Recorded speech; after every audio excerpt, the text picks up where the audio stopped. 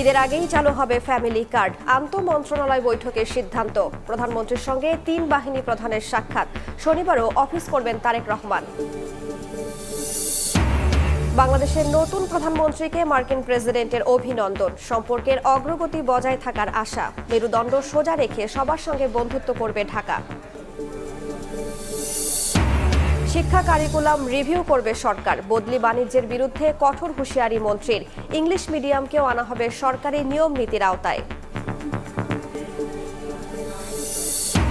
সংসদ কার্যকর করতে দ্রুত অধিবেশন ডাকার আহ্বান বিরোধী দলীয় চিফ হুইপ নাহিদ ইসলামের। বিএনপি এমপিদেরও সংবিধান সংশোধন পরিষদের শপথ নেওয়ার পরামর্শ। এবং প্রথম রমজানে জমজমাট ইফতার বাজার। পুরান ঢাকায় হরেক সামগ্রীর পসরা। সরবরাহ স্বাভাবিক হলেও বাড়তি সব ফলের দাম। রোজায় সুলভ মূল্যে দুধ, ডিম, মাংস বিক্রি শুরু।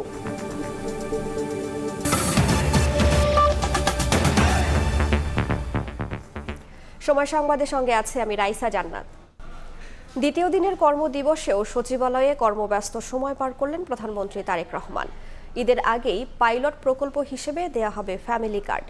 পিছিয়ে পড়া নারীরা পাবেন অগ্রাধিকার। প্রধানমন্ত্রীর সভাপতিত্বে আন্তঃমন্ত্রণালয় বৈঠকে এ সিদ্ধান্ত হয়।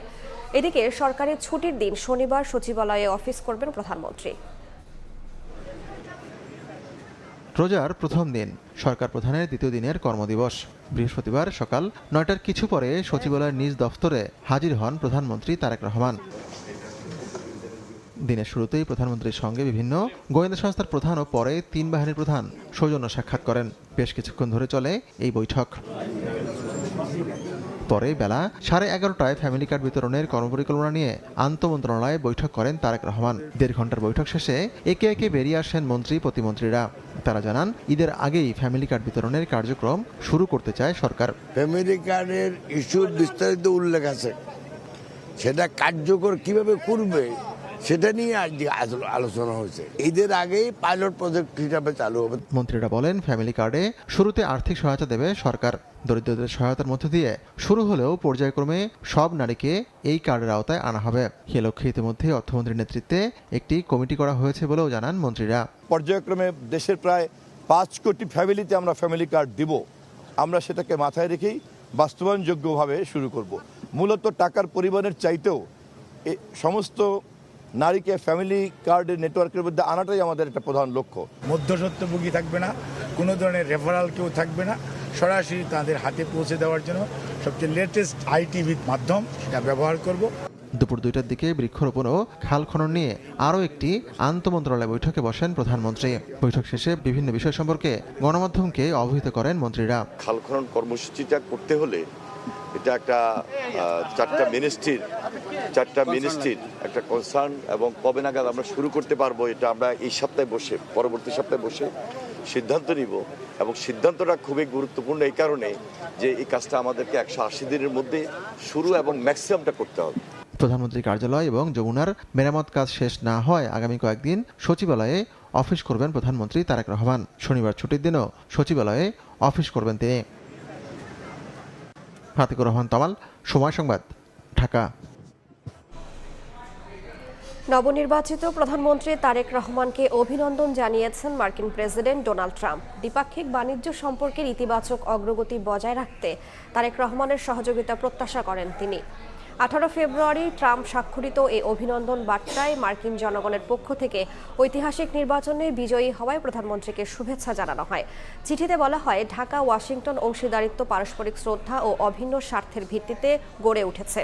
একটি অবাধ ও উন্মুক্ত ইন্দো প্যাসিফিক অঞ্চল গড়ে তোলার লক্ষ্যে দুই দেশ একসঙ্গে কাজ করছে উল্লেখ করে ট্রাম্প বলেন, ইন্দো প্যাসিফিকের মাধ্যমে শক্তিশালী ও সার্বভৌম রাষ্ট্রগুলো সমৃদ্ধ হবে। বিশেষ করে পারস্পরিক বাণিজ্য চুক্তি বাস্তবায়নের মাধ্যমে উভয় দেশের কৃষক শ্রমিকরা উপকৃত হবেন বলে আশা প্রকাশ করেন মার্কিন প্রেসিডেন্ট। একই সঙ্গে নিয়মিত প্রতিরক্ষা সহযোগিতা সংক্রান্ত চুক্তিগুলো সম্পন্নের বিষয়ে তারেক রহমানকে কার্যকর পদক্ষেপ নেওয়ার আহ্বান জানান তিনি।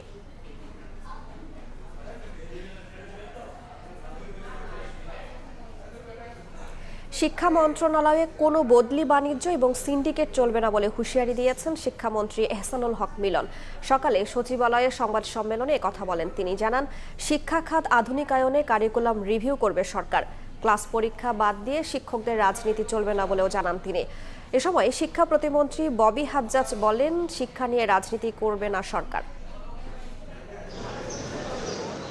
নতুন সরকারের দ্বিতীয় কর্মদিবসে কর্মচঞ্চল সচিবালয়। এদিন শিক্ষা ব্যবস্থা নিয়ে সরকারের পরিকল্পনা জানাতে গণমাধ্যমের মুখোমুখি হন শিক্ষামন্ত্রী এবং প্রতিমন্ত্রী। পরিমার্জন করা প্রয়োজন। শিক্ষামন্ত্রী এহসানুল হক মিলন বলেন, শিক্ষা মন্ত্রণালয়ের কোনো বদলি বাণিজ্য এবং সিন্ডিকেট চলবে না। শিক্ষা খাত আধুনিকায়নে কারিকুলাম রিভিউ করার কথা জানান তিনি। আমরা কারিকুলাম রিভিউ করব এবং যেখানে যা পরিমার্জন করা প্রয়োজন সেটা আমরা করব। আমরা ইংলিশ মিডিয়াম স্কুলগুলো কিভাবে আমাদের রেগুলেটরি আন্ডারে আনা যায় সেই ব্যবস্থা আমাদের নিতেই হবে। অতীতে মপ করে অটো পাস নেওয়া হয়েছে উল্লেখ করে শিক্ষা ব্যবস্থা ঢেলে সাজানোর কথা বলেন শিক্ষামন্ত্রী। ক্লাস পরীক্ষা বাদ দিয়ে শিক্ষকদের রাজনৈতিক কর্মসূচি চলবে না বলেও হুঁশিয়ার করেন তিনি।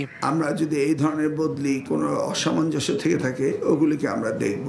দুর্নীতি হবে না, হতে পারে না, এটা আশ্বস্ত করতে পারে। এ সময় মাধ্যমিক স্তরে খেলাধুলা বাধ্যতামূলক এবং কারিগরি শিক্ষা অন্তর্ভুক্ত করার কথা জানান শিক্ষা প্রতিমন্ত্রী ববি হাজ্জাজ। বলেন, শিক্ষা নিয়ে রাজনীতি করবে না সরকার। আমরা চাই মাধ্যমিক স্তর থেকে ক্রীড়া বাধ্যতামূলক হোক, শুধু ইভেন্ট হিসেবে না, টাইম টেবিল হিসেবে। আমরা শিক্ষা নিয়ে রাজনীতি করব না, আমরা শিক্ষা নিয়ে রাষ্ট্র গড়ব।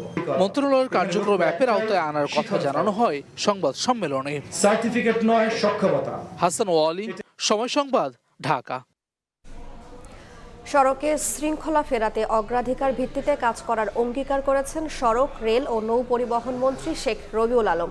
প্রধানমন্ত্রী রেল যোগাযোগ সম্প্রসারণ করার পাশাপাশি পর্যাপ্ত রেল ইঞ্জিন এবং বগি বাড়িয়ে রেল সেবাকে আরও উন্নত করার নির্দেশনা দিয়েছেন বলেও জানান তিনি। বিকেলে সচিবালয়ে কথা বলেন শেখ রবিউল আলম।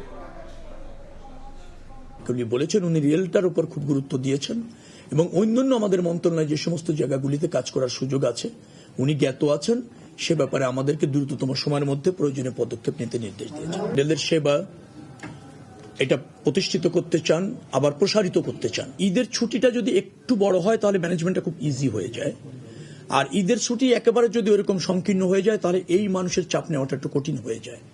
তো গতবারে যেহেতু মোটামুটি ভালো একটা সফলতাগুলি পাওয়া গিয়েছে, মন্ত্রণালয়গুলি ভালোভাবে কাজ করেছে সংশ্লিষ্ট মন্ত্রণালয়গুলি, এবার আমরা যেটা প্রথম সিদ্ধান্ত নিয়েছি যে ওই প্রক্রিয়াটা অনুসরণ করবই।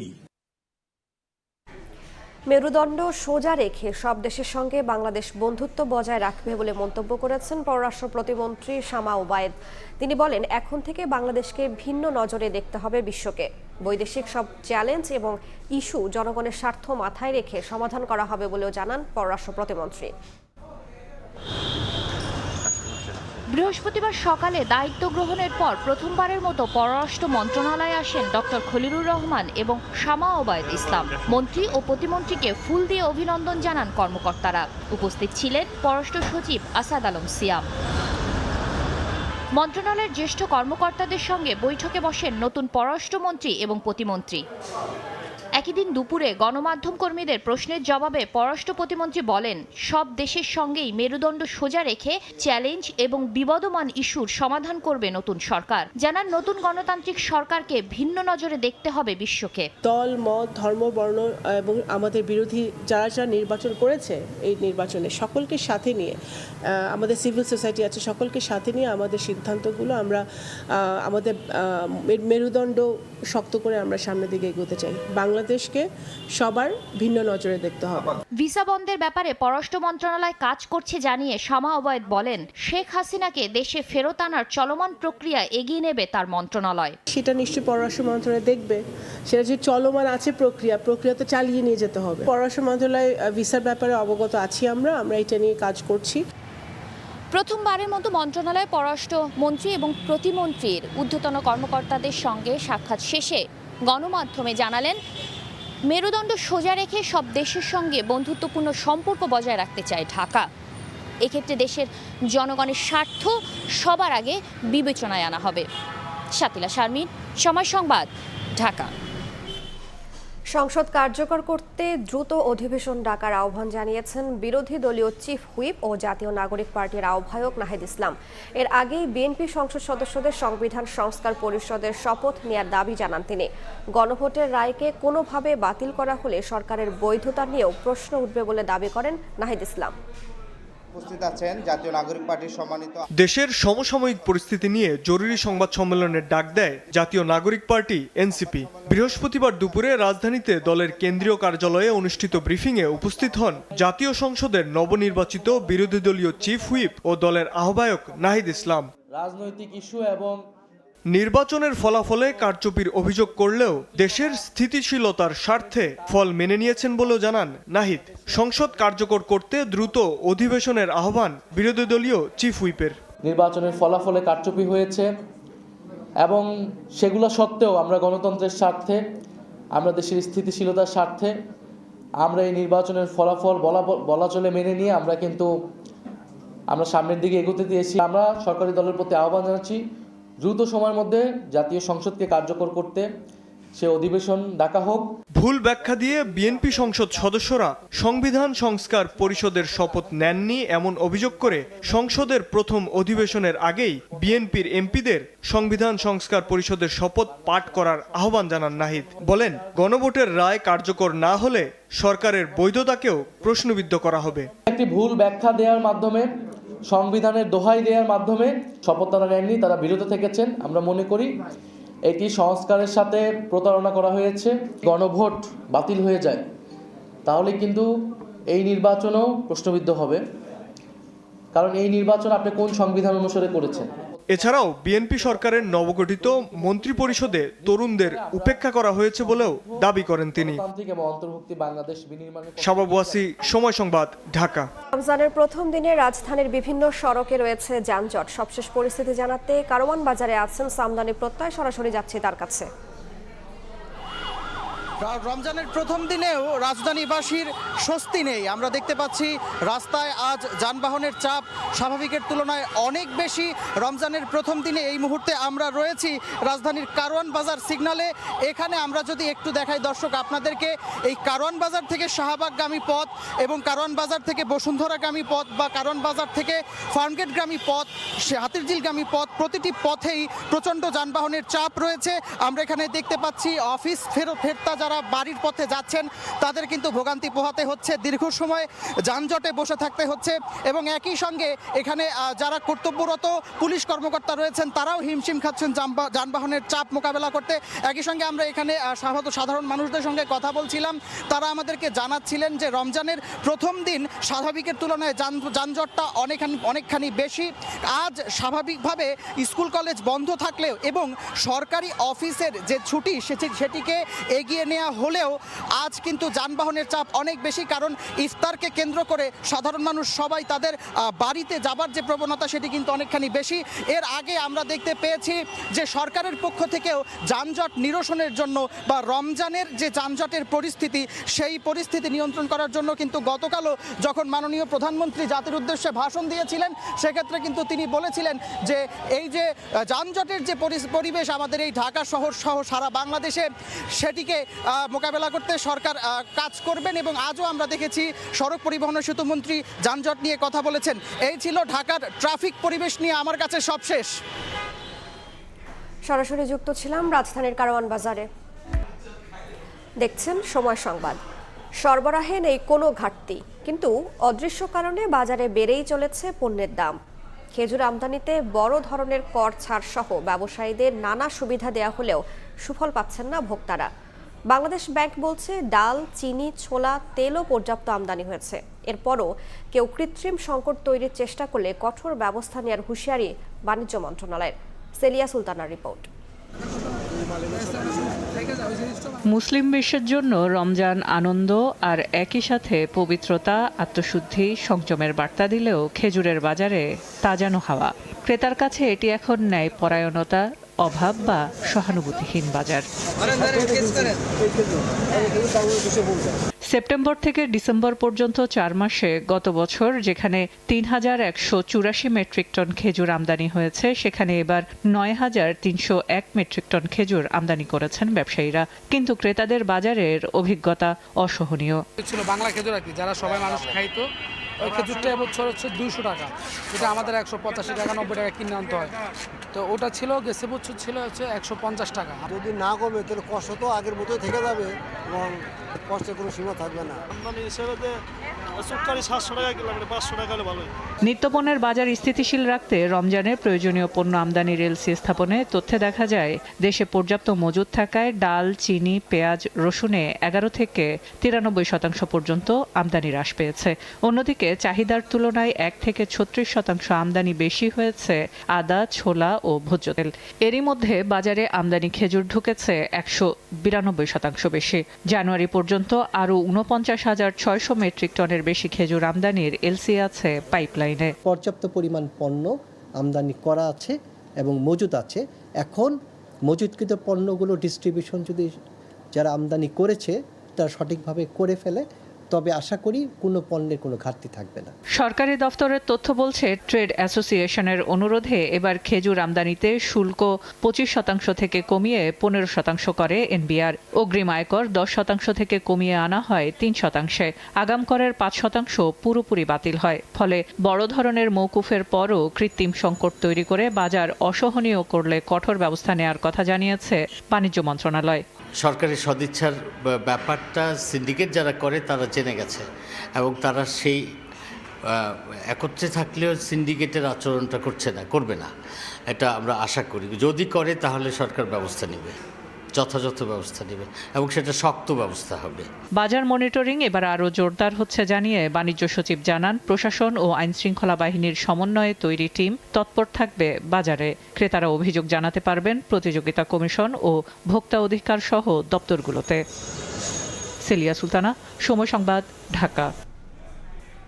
দেখছেন সময় সংবাদ। রক্তে রাঙানো 21শে আবারও দুয়ারে। মাতৃভাষার জন্য জীবন উৎসর্গ করা শহীদদের শ্রদ্ধা ভরে স্মরণ করবে গোটা জাতি। ভাষা শহীদদের শ্রদ্ধা জানাতে প্রস্তুত স্মৃতির মিনার।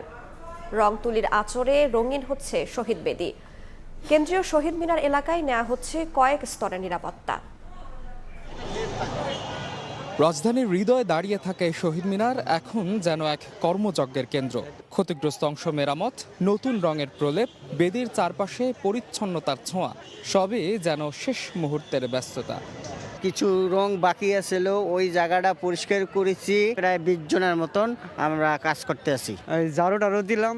চারুকলার নবীন প্রবীণ শিক্ষার্থীদের পদচারণায় মুখরিত শহীদ মিনার প্রাঙ্গণ। তুলির আঁচড়ের টানে টানা হচ্ছে রেখা, যে রেখায় যেন ফিরে আসবে 52-র সেই উত্তাল দিন। চারুকলা অনুষদে শিক্ষকরা আমরা সবাই মিলে ক্যানভাস, বড় বড় ক্যানভাস সাজিয়েছি। প্রতি বছরের ন্যায় আমরা আলপনা করতেছি। অসাধারণ একটা অনুভূতি যে আমরা কাজে যুক্ত হতে পারছি এবং নতুন নতুন অভিজ্ঞতা অর্জন করতে পারছি। নিরাপত্তা জোরদারে বসানো হচ্ছে সিসিটিভি ক্যামেরা, নেওয়া হচ্ছে বিশেষ পরিকল্পনা যেন লাখো মানুষের পদচারণায়ও শৃঙ্খলা থাকে অটুট, শ্রদ্ধা জানানোর মুহূর্তে না আসে কোনো বিঘ্ন। শহীদ মিনারের পাদদেশে যে আলপনাগুলো আজকে হবে, আগামীকাল আবার রাস্তায় কাজ করা হবে। তারপর আমাদের এই যে বিশিষ্ট মনীষীদের যে বাণীগুলো থাকে সেই দেয়ালে এগুলো প্রতিস্থাপন করা হবে। এসব নানাবিধ কাজ আশা করি সুন্দরভাবেই হবে। প্রত্যেকটা সেক্টরে খুব ভালোভাবে নিয়ম শৃঙ্খলার বিষয়টা পর্যবেক্ষণ করা হচ্ছে। এখনো পর্যন্ত কোনো ধরনের অপ্রীতির ঘটনা ঘটবার বা আশঙ্কা আমরা দেখছি না। শহীদ মিনার শুধু স্থাপত্য নয়, এটি আত্মত্যাগের অমর প্রতীক, অধিকার আদায়ের দীপ্ত ইতিহাস। এখানে মাথা নত করে দাঁড়ায় প্রজন্মের পর প্রজন্ম। এখানে উচ্চারিত হয় প্রতিজ্ঞা, বাংলা ভাষার মর্যাদা রক্ষায় আমরা অবিচল। 21 মানে হার না মানা, মাথা নত না করার প্রেরণা। সেই প্রেরণাকে বুকে নিয়ে প্রস্তুত হচ্ছে কেন্দ্রীয় শহীদ মিনার। আগামী 21 ফেব্রুয়ারি প্রথম প্রহরে ফুলেল শ্রদ্ধায় ভরে উঠবে এই বেদি। পুনরুজ্জীবিত হবে বাঙালির হাজার বছরের সংস্কৃতির চেতনা। কেন্দ্রীয় শহীদ মিনার থেকে মাহাদ ইসলাম ধ্রুব, সময় সংবাদ। 5 দিনের সফরে সিলেটে শ্রম, কর্মসংস্থান ও প্রবাসী কল্যাণ মন্ত্রী আরিফুল হক চৌধুরী দুপুরে ঢাকা থেকে ওসমানী আন্তর্জাতিক বিমানবন্দরে অবতরণ করেন তিনি। এ সময় প্রশাসনের ঊর্ধ্বতন কর্মকর্তা ছাড়াও দলের নেতাকর্মীরা তাকে অভ্যর্থনা জানান। সফরকালে নির্বাচনী এলাকা সিলেট 4 আসন পরিদর্শন করবেন তিনি। সবাইকে নিয়ে এলাকার উন্নয়নে কাজ করার ঘোষণা দেন মন্ত্রী। দেখছেন সময় সংবাদ। রমজানের প্রথম দিনে জমে উঠেছে রাজধানীর ইফতার বাজার। পুরান ঢাকার ঐতিহ্যবাহী চকবাজারে বাহারি ইফতারের পসরা সাজিয়ে বসেছেন ব্যবসায়ীরা। বিভিন্ন প্রান্ত থেকে এই বাহারি ইফতারের স্বাদ নিতে সেখানে ভিড় করছেন নগরবাসী। বড় বাপের পোলায় খায়, রকমারি কাবাব সহ নানা ধরনের খাবারের সমারোহ নিয়ে হাজির হয়েছেন বিক্রেতারা। দেখছেন সময় সংবাদ। যাচ্ছি মাগরিবের আজান ও ইফতারের বিরতিতে, সঙ্গেই থাকুন সময়ের।